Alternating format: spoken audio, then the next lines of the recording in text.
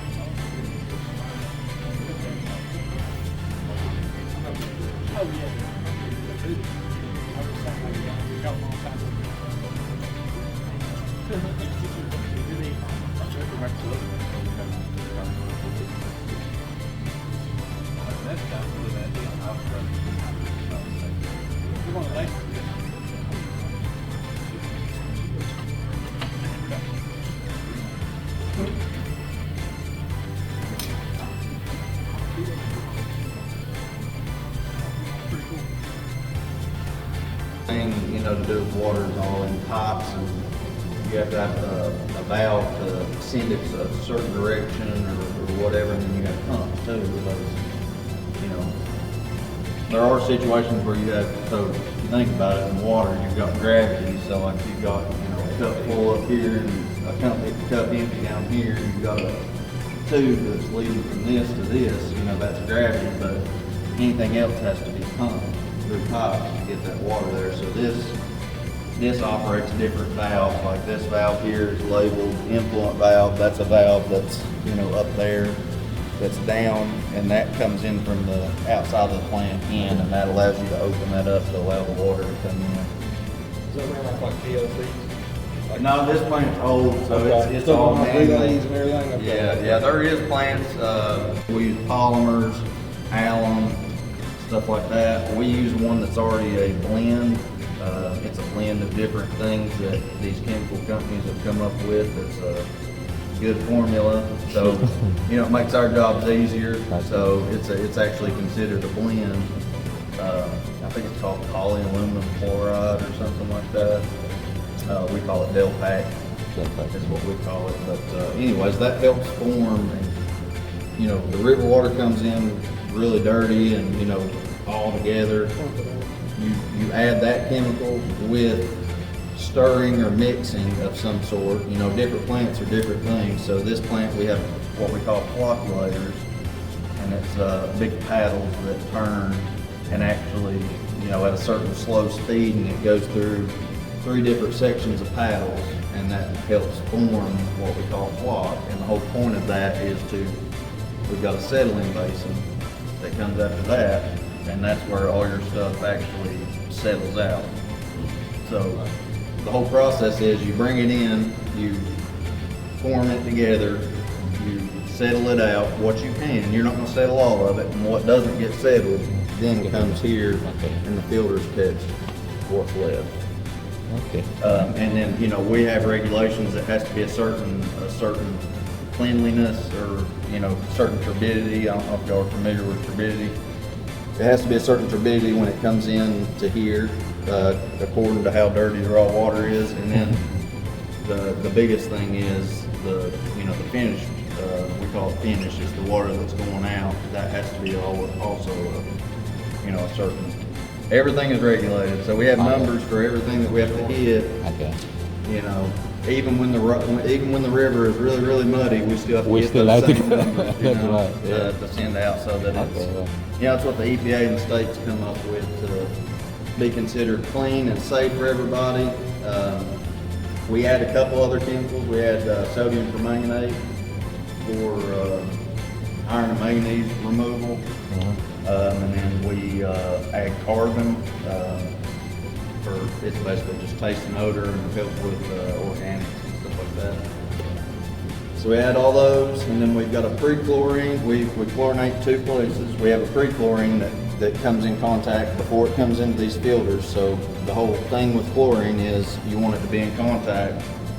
You know, the longer it can be in contact, the better job that it does on disinfecting. So that's where, no matter how clean you get this water for public city water, you have to have something to keep it safe for everybody, you know, all out there and stuff. So we have a pre-chlorine that we chlorinate out here, which, you know, will be in here at a small dose. And then we have a post-chlorine, which is what gets added to the water that goes, you know, out into the distribution system. So pre-chlorine, and then you put chlorine, and then post-chlorine. And then a post-chlorine, yeah. You have a pre-chlorine, then a post-chlorine. The pre-chlorine is just to help you get started, you know, disinfecting that water the longer it has. You know, if you didn't have that, you're just hitting it at the end. And, you know, the whole idea is the longer that it comes in contact, the better it works, yeah. And that's all regulated at a certain level, and, you know, we have to adjust that according to out in the distribution system. You know, the more stuff that it comes in contact with, the more chlorine that it actually loses. I don't know if y'all are familiar with it, but, you know, it's a chlorine residual. Basically, there's a certain number or level that you read, and that diminishes as it goes out. So, you know, we have people out in the system that flush, test. I actually do bacteria testing out in the system at different, you know, public locations all around our system. And that's basically to make sure that the water that you're sending out to everybody is clean, is safe, you know, in that whole 9 yards.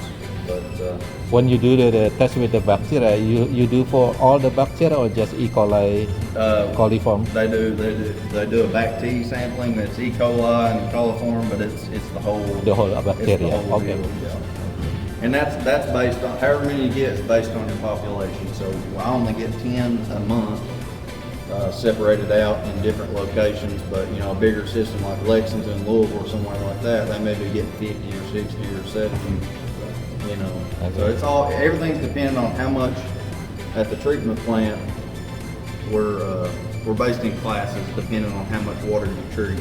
Yes. The distribution system, which is, you know, everything out in the distribution system, is based on your population. So all your sampling, all your, you know, everything has to do with population, water treated, water, you know. We have to do, you know, we do sampling for our, another thing, like, you know, that y'all, you know, it's going back to the river, that cyclone that I was telling you about, the great cyclone that removes sand and stuff, that water goes back to the river. So that water has to be sampled and monitored. Everything has to be sampled and monitored if you do anything with it. Okay. And in this plant, we actually recycle our backwash water as well. So whenever we do a backwash, which is using a pump to push water up through the filter to push out what it's called, that water actually gets recycled, retreated, and then resettled out, and it's just a continuous process. If y'all want to walk in the lab, I can show y'all some stuff in here. Okay.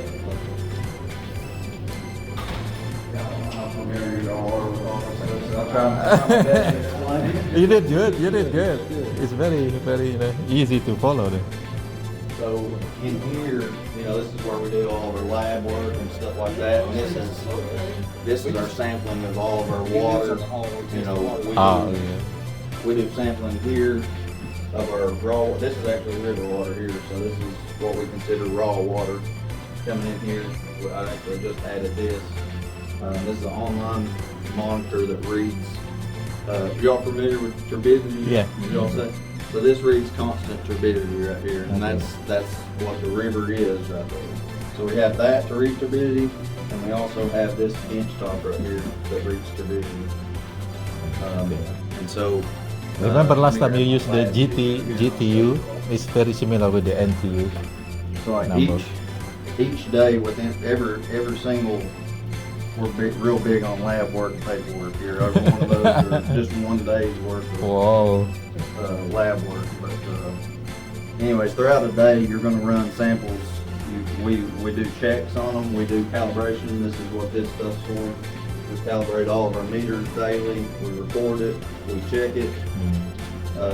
Then, you know, once that's calibrated and checked, then you can run your sample on it. So we have that for fluoride. This is a fluoride setup, fluoride probe. Same thing here. It's on the same unit that reads it, but this is a pH probe. pH. Reads pH, and then this one reads temperature. And then we got like a little stir that stirs it up what time you're running your samples and stuff. It doesn't. Well, some plants change that according to how bad their incoming water is. We're fairly fortunate to where our chemicals react good with it, and we don't actually have to change the pH. But a lot of people have like Up a big old silo with like 20 tons of lime over your head, Yes. leaving quit feeding, next thing you know, lime squirting out of it all over the floor and everything. That's it's real big, all right out here. right here's It's around 32 or 33 hundred gallon corner time. And we can actually store, we got a clear well, we can actually store 1 million gallons of water here on site. It's underground. and we treat we can treat up to 6 million a day. Wow. We have treated But it's a big about plant. 5.2 million in 24 hours. Okay. A lot of it's sold though. Our city, I guess we're kind of overbuilt for what we are, which is a good problem to have because most of them are way underbuilt. But we sell probably half to the surrounding counties. Yes. Sometimes the city uses about 1 million, and then we sell like 2 million to the county. And other districts in 3-4 different directions. And y'all remember when back in 2017 when they closed Fish Trap down to repair on the gates and stuff up there, and they drained Fish Trap? Yeah. Well, there's water coming in from the river from Fish Trap. Oh, yeah. And then there's before and there's after. Whoa, that's the big difference, man. See, turbidity, clear. I mean, it's gray, almost black. That's off the bottom of Fish Trap. Yeah, and that's another good point too. Is anything And that then, happens see that's before happens. That's after. and there's after. You might not even get rain here, and then in Virginia, it come a flood up there, and not even know it, and then all of a sudden, yeah. So anything that happens upstream of us affects us and anybody else on downstream too. I'm gonna show you all this here. This is how we monitor all the tanks out in the recommend. At the end of the day, the water coming in can't be changed, but they recommend what the top of filter is. You know, to a certain degree. I think it's what is it? It's under. They recommend that it's under a 1.0. If the turbidity coming in is a 10, is that right? 10 or less. And then if it's more than a 10 coming in, then they want you to try to have a top of filter of 2.0 or less. Then the biggest thing is the finished water that's going out to people. So you're looking at 0.30 for the turbidity going out. Chlorine, I think the lowest chlorine that you can possibly put out is 0.2. But at the same time, 0.2 is what is required at the customer, so that's not possible. If you put a 0.2 out here, you're not going to have a 0.2 And the customer. 5 miles from here, you know. So it does diminish a little, not a lot. Like my furthest place down there at the National College down by the airport, that's one of our furthest locations. That's one of our sample sites. We were putting out, I think, a 1.6 here, and I got a 1.1 down there. So you've dropped 0.5 or something from here to there, which is actually pretty good for down there. And that's all due to flushing the system, tank turnover, that's another big thing, is that the tanks are set to a certain level to where they rise and fall, and so that you have the tank that turns over. You don't have stagnant water in there. You've always got fresh water, and I think the state recommends a tank needs to turn over every 3 days, 72 hours, or something like that. But yeah, there's the fluoride. I think, what's the fluoride standard? 0.6 to no, it's higher than that. So it's 0.6 to 1.2, I think. So it has to be within that range.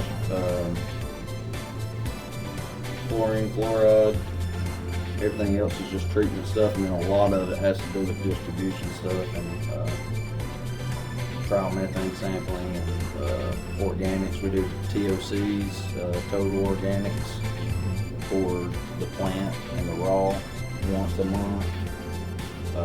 Like I said, the back teas, total trial methanes and HAA 5. I don't know, I'll show you right here.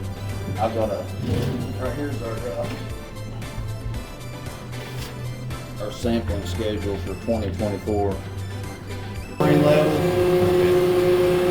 And like I said, this is an old plant. Half of this stuff isn't even in operation anymore. We've replaced it.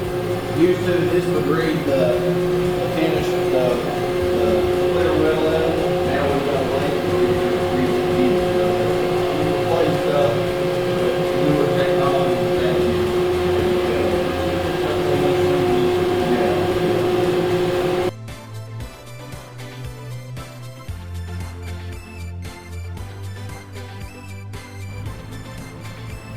Yeah, this is plenty of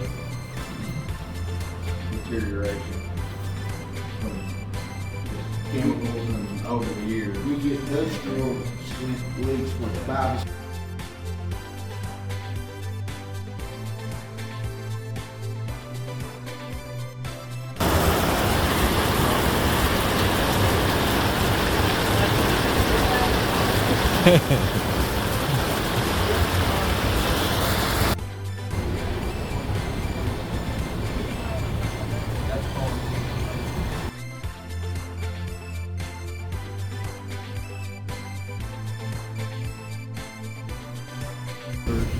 That water goes directly to a